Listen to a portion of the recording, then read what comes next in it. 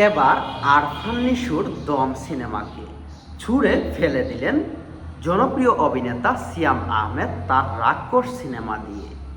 ঈদের দ্বিতীয় সপ্তাহ পর্যন্ত দমের দাপট চলছিল ইন্ডাস্ট্রিতে পুরো দমে, কিন্তু ঈদের তৃতীয় সপ্তাহে এসে রাক্ষস সিনেমা দাপটের সাথে দমকে ছাড়িয়ে গেল। যেখানে দেখা যাচ্ছে রাক্ষস সিনেমার চাহিদা দিন দিন বেড়েই চলেছে, কিন্তু দম সিনেমা পিছনে পড়ে যাচ্ছে। ঈদ উল ফিতরে মুক্তির পর প্রেক্ষাগৃহে দারুণ সাড়া ফেলেছে রোমান্টিক অ্যাকশন থ্রিলার সিনেমা রাক্ষস। দীর্ঘ প্রস্তুতির পর বড় পর্দায় সিয়াম আহমেদকে নতুন করে দেখে মুগ্ধ হচ্ছেন ভক্তরা।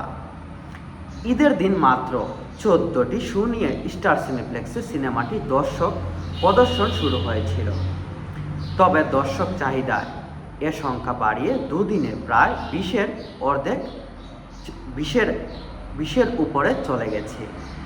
মানে যেখানে সিয়াম আহমেদের রাক্ষস সিনেমা প্রথম অবস্থায় 14টি শো পেয়েছিল, সেখানে দর্শকের চাহিদা এবং টিকিটের সংকট থাকার কারণে শো বাড়িয়ে 20টিরও বেশি শো করা হয়েছে।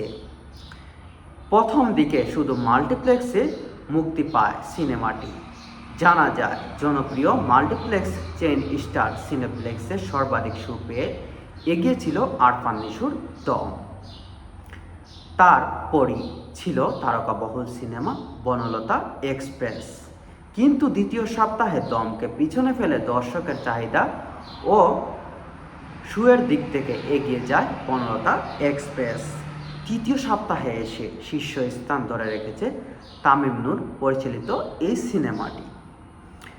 মানে ঈদের দ্বিতীয় সপ্তাহ পর্যন্ত দম সিনেমা দিয়ে আরফান নিশু ইন্ডাস্ট্রিতে বাজিমাত করছিলেন, কিন্তু ঈদের তৃতীয় সপ্তাহে এসে তামিম নূর পরিচালিত অভিনীত সিনেমা বনলতা এক্সপ্রেস, যেই সিনেমায় তারকাবহুল সিনেমা, যেখানে সাবিলা নূর, শরীফুল রাজ, মুশারফ করিম, চঞ্চল চৌধুরী, মোমো সহ আরও অনেক স্টার তারকারা উপস্থিত আছেন, সেই সিনেমাটি দাপটের সাথে ঈদের তৃতীয় সপ্তাহ পর্যন্ত ইন্ডাস্ট্রিতে টিকে আছে, তাও আবার দমকে ছুঁড়ে ফেলে দিল।